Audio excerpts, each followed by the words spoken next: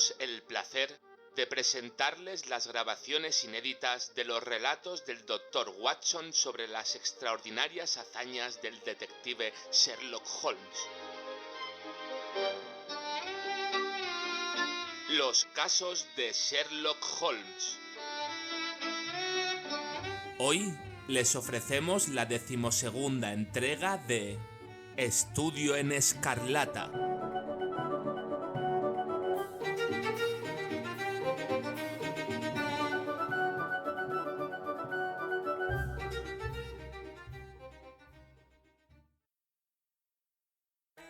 ¡5! Los Ángeles Vengadores. A lo largo de toda la noche recorrieron intrincados desfiladeros y senderos tortuosos sembrados de rocas. Más de una vez se extraviaron, pero el profundo conocimiento que Hope tenía de las montañas les permitió volver a encontrar el camino. Al amanecer se extendía ante ellos un paisaje de belleza maravillosa, aunque salvaje. Estaban rodeados en todas direcciones por altas cumbres cubiertas de nieve que parecían empinarse una por encima de otra hacia el lejano horizonte. Las pendientes eran tan escarpadas a ambos lados que los alerces y los pinos parecían suspendidos sobre sus cabezas, como si bastara una ráfaga de viento para derribarlos estrepitosamente encima de ellos. Y no se trataba de un temor totalmente infundado, pues el árido valle estaba densamente salpicado de árboles y peñascos que habían caído de este modo. Cuando ellos pasaban, una roca rodó pendiente abajo con gran estrépito y despertó ecos en los silenciosos cañones y asustó a los fatigados caballos que se lanzaron al galope. A medida que el sol se alzaba despacio por encima del horizonte del este, los casquetes de las grandes montañas se iluminaron uno tras otro como los faroles de una fiesta, hasta estar todos arrebolados y resplandecientes. Este magnífico espectáculo alegró los corazones de los tres fugitivos y les dio nuevas energías. Al llegar a un impetuoso torrente que se deslizaba por un barranco, hicieron un alto y dieron de beber a los caballos mientras ellos compartían un apresurado desayuno. Lucy y su padre hubieran querido quedarse un poco más, pero Jefferson Hope fue inflexible. «A estas horas ya estarán tras nuestras huellas», dijo. «Todo depende de nuestra rapidez. Una vez a salvo en Carson, podremos descansar durante el resto de nuestras vidas». A lo largo de todo el día se abrieron paso penosamente a través de desfiladeros y al anochecer calcularon que estaban a más de 30 millas de sus enemigos. Para pasar la noche, eligieron la base de un risco cuyas rocas les ofrecían cierta protección contra el gélido viento y allí, apiñados para darse calor, disfrutaron de unas pocas horas de sueño. Antes del amanecer, sin embargo, ya estaban en pie y se ponían de nuevo en camino. No habían visto signo alguno de sus perseguidores y Jefferson Hope empezó a pensar que estaban fuera del alcance de esa terrible organización con la que se habían enemistado. No imaginaba lo lejos que podían llegar sus garras de hierro, ni lo pronto que iban a cerrarse sobre ellos y a aplastarlos. Hacia la mitad del segundo día de su huida, empezaron a acabarse las escasas provisiones. Sin embargo, eso no inquietó demasiado al cazador, ya que en aquellas montañas abundaba la caza y en el pasado había tenido que depender a menudo de su rifle para procurarse alimento. Eligió un rincón protegido, amontonó unas ramas secas y encendió un buen fuego para que sus acompañantes pudieran calentarse, pues se hallaban a casi 5.000 pies sobre el nivel del mar y el aire era cortante y glacial. Después de atar los caballos y despedirse de Lucy, se echó el rifle al hombro y salió en busca de lo que se cruzara en su camino. Al mirar hacia atrás, vio al anciano y a la muchacha inclinados sobre la brillante hoguera y a los tres animales inmóviles al fondo. Después se interpusieron unas rocas y los perdió de vista. Anduvo un par de millas pasando sin éxito de un barranco a otro, aunque por las marcas que había en la corteza de los árboles y por otros indicios dedujo que abundaban los osos en la zona. Por último, tras 2 o 3 horas de búsqueda infructuosa, pensaba ya desesperado en volver atrás, cuando, al mirar hacia arriba, vio algo que le llenó de alegría. A 300 o 400 pies por encima de él, en el borde de un saliente, había un animal que tenía la apariencia de una oveja, pero que iba armado con un par de enormes cuernos. El Cuernos Grandes, o Carnero de las Rocosas, pues así se llama, montaba seguramente guardia para una manada invisible al cazador, pero por fortuna estaba apostado en dirección contraria y no había advertido la presencia de Hope. Este se tumbó de bruces, apoyó el rifle en una roca y apuntó con firmeza un buen rato antes de oprimir el gatillo. El animal dio un salto, se tambaleó un instante al borde del precipicio y cayó con estrépito a la hondonada. Era demasiado pesado para cargar con él, de modo que el cazador se contentó con cortar una pata y parte del lomo. Con este trofeo al hombro, se apresuró a volver sobre sus pasos porque empezaba a anochecer. Sin embargo, en cuanto se puso en camino, advirtió la dificultad a la que se enfrentaba. Llevado por su afán por encontrar una presa, se había alejado bastante de los parajes que conocía y no resultaba fácil identificar el sendero por el que había venido. El valle donde se encontraba se dividía y subdividía en varias cañadas, tan parecidas unas a otras que era imposible distinguirlas. Siguió una de ellas a lo largo de 1 milla o más hasta llegar a un torrente de montaña que estaba seguro de no haber visto nunca. Convencido de haber tomado el camino equivocado, intentó otro, pero con el mismo resultado. La noche se echaba rápidamente encima y casi reinaba la oscuridad cuando encontró por fin un desfiladero que le era familiar. Ni siquiera entonces le resultó fácil seguir la ruta correcta, porque todavía no había salido la luna y los altos riscos que había a ambos lados hacían más profundas las sombras.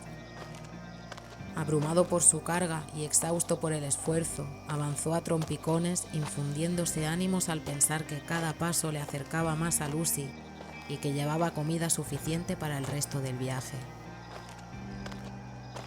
Había llegado a la boca del desfiladero donde había dejado a sus compañeros.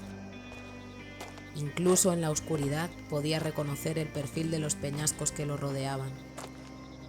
Pensó que debían esperarle ansiosos, porque había estado fuera casi 5 horas. Estaba tan alegre que se colocó las manos alrededor de la boca e hizo resonar en toda la cañada el grito clamoroso con que anunciaba su regreso.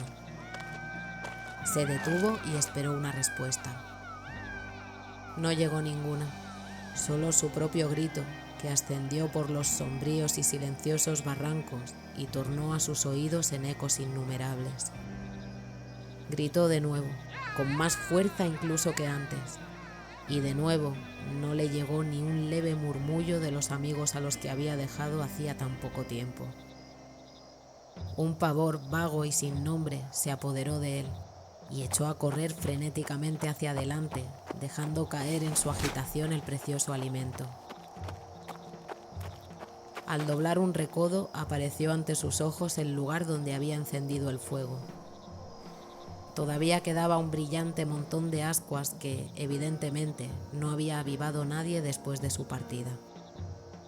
A su alrededor reinaba el mismo silencio mortal. Con sus temores tornados en certezas, aceleró el paso. Cerca de los restos de la hoguera no se veía ningún ser viviente, los animales, el hombre, la muchacha, todo había desaparecido. Era evidente que un repentino y terrible desastre había tenido lugar durante su ausencia, un desastre que los había alcanzado a todos ellos, pero que, sin embargo, no había dejado rastro. Atónito y anonadado por el golpe, Jefferson Hope sintió que le daba vueltas la cabeza y tuvo que apoyarse en su rifle para no caer. Era, no obstante, esencialmente un hombre de acción y se recuperó enseguida de su transitoria impotencia. Cogió un leño medio consumido de la humeante hoguera, sopló hasta hacer brotar la llama y procedió a examinar con su ayuda el pequeño campamento. Había huellas de cascos de caballos, prueba de que un nutrido grupo de jinetes había alcanzado a los fugitivos y la dirección de las huellas demostraba que después habían regresado a Salt Lake City. ¿Se habrían llevado a sus dos compañeros consigo? Jefferson Hope estaba casi convencido de que eso era lo que había ocurrido, cuando su mirada cayó en un objeto que le trastornó hasta lo más profundo de su ser.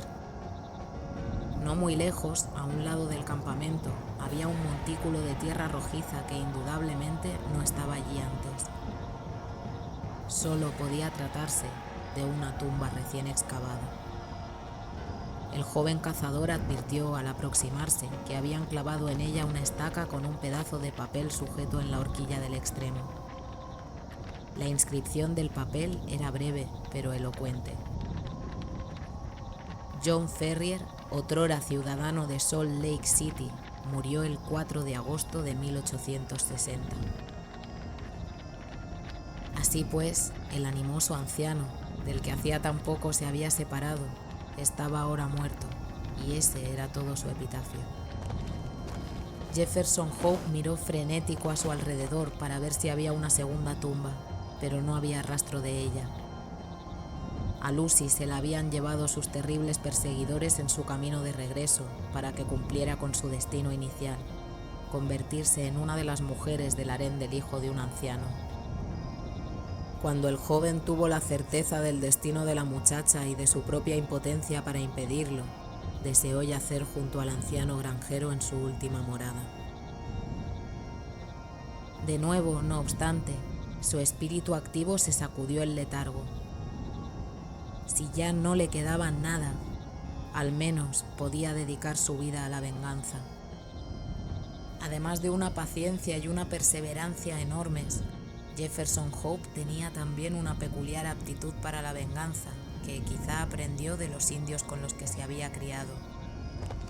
En pie junto a la hoguera desolada, comprendió que lo único que podía mitigar su dolor era una plena y total represalia llevada a cabo con sus propias manos. Decidió que su férrea voluntad y su infatigable energía se destinarían a este único fin. Con rostro adusto y pálido, volvió sobre sus pasos hasta el punto donde había dejado caer la carne y, tras avivar el humeante fuego, asó la suficiente para alimentarse varios días. La envolvió luego en un atillo y, a pesar de su cansancio, emprendió el camino de regreso por las montañas siguiendo las huellas de los ángeles vengadores. Caminó penosamente durante 5 días, con los pies hinchados y muerto de fatiga, por los desfiladeros que antes había atravesado a caballo. De noche se tumbaba entre las rocas y dormía unas pocas horas, pero antes de que amaneciera ya estaba de nuevo en camino.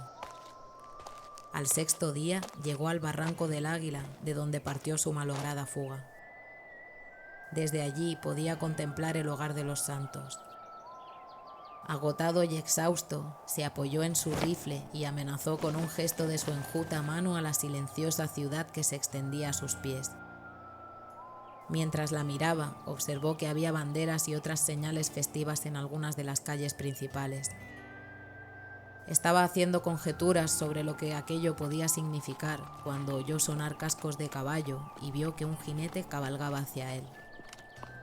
Mientras se acercaba, lo reconoció como un mormón llamado Cooper, al que había hecho favores en varias ocasiones. Lo abordó, pues, al fin de averiguar cuál había sido la suerte de Lucy Ferrier. «Soy Jefferson Hope», le dijo. «Seguro que me recuerda».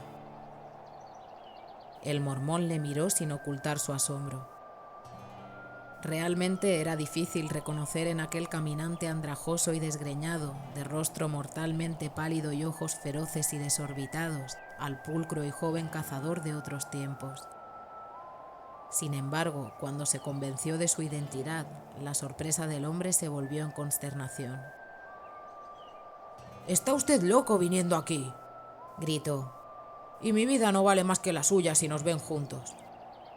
Los 4 santos han dictado una orden de arresto contra usted por ayudar a huir a los Ferrier». «No les tengo miedo, ni a ellos ni a su orden de arresto», dijo Hope con convicción. «Usted debe saber algo de este asunto, Cooper». Le convino por lo que más quiera en este mundo a que conteste unas preguntas. Nosotros dos fuimos siempre amigos. Por el amor de Dios, no se niegue a responderme. ¿Qué quiere saber?, preguntó el mormón incómodo. Dese prisa. Las rocas tienen oídos y los árboles ojos. ¿Qué ha sido de Lucy Ferrier? Se casó ayer con el joven Drever. Ánimo, hombre, ánimo. Parece haberse quedado usted sin sangre en las venas. No se preocupe por mí, dijo Hope con voz tenue. Estaba mortalmente pálido y se había dejado caer al pie del peñasco en el que se apoyaba. ¿Dice que se ha casado? Se casó ayer. Por eso ondean las banderas de la casa fundacional.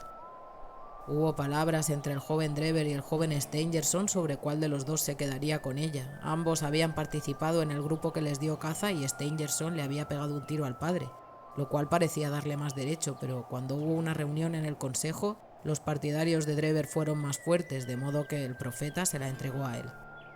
Aunque dentro de poco no será de nadie, porque ayer vi la muerte en su rostro. Parece ya más un fantasma que una mujer. ¿Se marcha usted? Sí, me voy, dijo Jefferson Hope. Se había puesto en pie. Su rostro tenía una expresión tan dura y firme que hubiera parecido cincelada en mármol, y sus ojos brillaban con un ardor salvaje. ¿A dónde va? No se preocupe. Se colgó el arma al hombro, descendió por el desfiladero y se adentró en el corazón de las montañas donde tienen su guarida las fieras. Y ninguna de ellas era tan feroz o peligrosa como el propio Jefferson Hope. La predicción del mormón se cumplió muy pronto. Ya fuera por la terrible muerte de su padre o por efecto del odioso matrimonio a que se había visto forzada, la pobre Lucy no volvió a levantar cabeza, se consumió de pena y murió antes de un mes. Su embrutecido marido, que se había casado ante todo con ella para apoderarse de los bienes de John Ferrier, no demostró demasiado pesar por la pérdida, pero sus otras esposas la lloraron y la velaron la noche anterior al entierro, como es costumbre entre los mormones.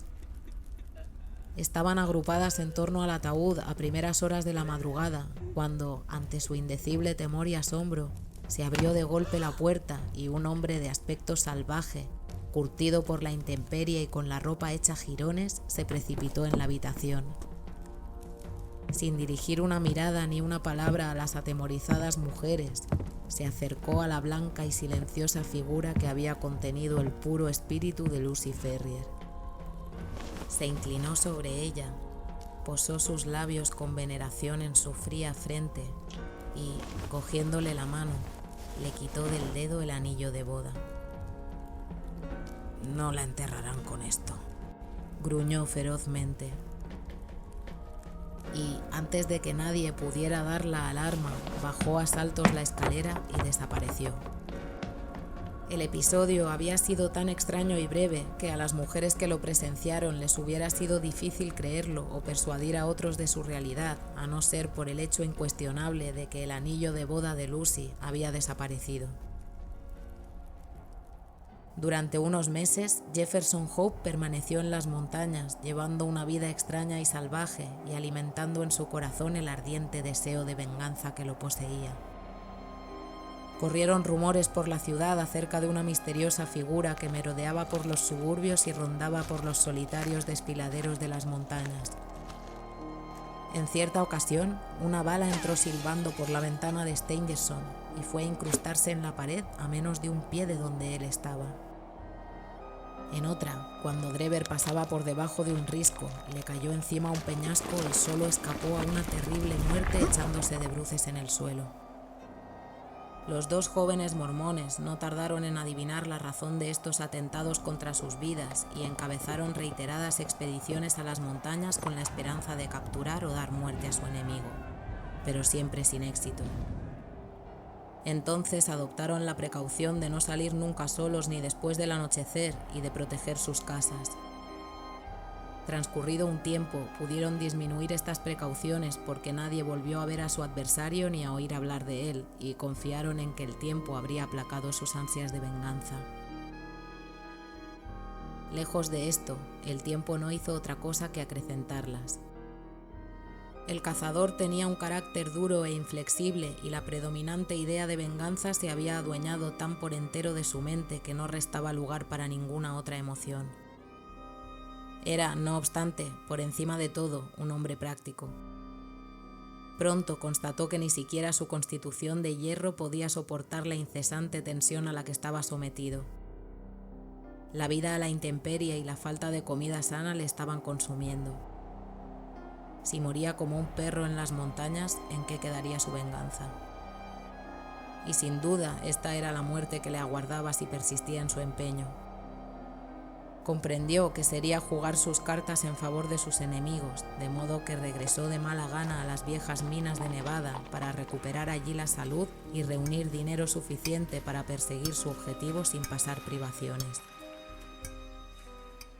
Su intención había sido permanecer ausente a lo sumo 1 año, pero un cúmulo de circunstancias imprevistas le retuvo en las minas casi 5. No obstante, transcurrido ese tiempo, el recuerdo del daño sufrido y su ardiente deseo de venganza eran tan intensos como la noche memorable en que estuvo junto a la tumba de John Ferrier. Disfrazado y bajo un nombre falso, regresó a Salt Lake City sin preocuparle qué sería de su propia vida, con tal de conseguir lo que consideraba hacer justicia. Allí le aguardaban malas noticias. Unos meses antes se había producido un cisma en el pueblo elegido. Algunos de los miembros más jóvenes de la Iglesia se habían rebelado contra la autoridad de los ancianos y el resultado había sido la secesión de cierto número de descontentos que habían abandonado Utah y se habían convertido en gentiles. Entre ellos figuraban Drever y Stangerson, y nadie sabía a dónde habían ido. Corrían rumores de que Drever se las había ingeniado para convertir en dinero gran parte de sus bienes y que al marcharse era un hombre rico, mientras que su compañero, Stangerson, era pobre en comparación. No existía, sin embargo, ninguna pista sobre su paradero. Muchos hombres, aun siendo vengativos, hubieran abandonado sus propósitos justicieros ante tamaña dificultad, pero Jefferson Hope no desfalleció ni un solo instante. Con el poco dinero que había reunido, complementado con los empleos que pudo encontrar, viajó de ciudad en ciudad por Estados Unidos en busca de sus enemigos. Pasó 1 año tras otro y su cabello negro encaneció, pero él siguió adelante cual un sabueso humano, con toda el alma puesta en el único objetivo al que había consagrado su vida entera. Finalmente su perseverancia se vio recompensada. Fue tan solo la fugaz visión de un rostro en una ventana, pero bastó para que supiera que en Cleveland, Ohio, estaban los hombres a los que perseguía. Regresó a su mísero alojamiento con su plan de venganza perfectamente trazado. Ocurrió, sin embargo, que Drever, al mirar por la ventana, había reconocido al vagabundo que vio en la calle y había leído la palabra muerte en sus ojos. Se apresuró a acudir ante un juez de paz acompañado por Stangerson, que se había convertido en su secretario, y le aseguró que sus vidas corrían peligro a causa de los celos y el odio de un antiguo rival. Aquella misma noche fue detenido Jefferson Hope y, como no pudo depositar fianza, estuvo en la cárcel varias semanas. Cuando finalmente fue puesto en libertad, se encontró con que la casa de Drever estaba deshabitada y con que éste y su secretario se habían marchado a Europa. Una vez más, el vengador había fracasado y una vez más su odio concentrado le impulsó a proseguir la persecución. Sin embargo, sus fondos se habían agotado y durante un tiempo tuvo que volver a trabajar, ahorrando hasta el último dólar para el próximo viaje. Finalmente, cuando tuvo lo suficiente para subsistir, partió hacia Europa y siguió el rastro de sus enemigos de ciudad en ciudad, trabajando en cualquier cosa, pero sin alcanzar nunca a los fugitivos. Cuando llegó a San Petersburgo, habían partido a París, y cuando los siguió hasta allí, se enteró de que acababan de emprender viaje a Copenhague. Llegó una vez más a la capital danesa con unos días de retraso para descubrir allí que se habían ido a Londres, donde por fin consiguió dar con ellos. En cuanto a lo que allí sucedió, lo mejor es reproducir el relato del viejo cazador tal como consta en el diario del Dr. Watson, al que expresamos nuestra más profunda gratitud. Estudio en Escarlata, de Sir Arthur Conan Doyle.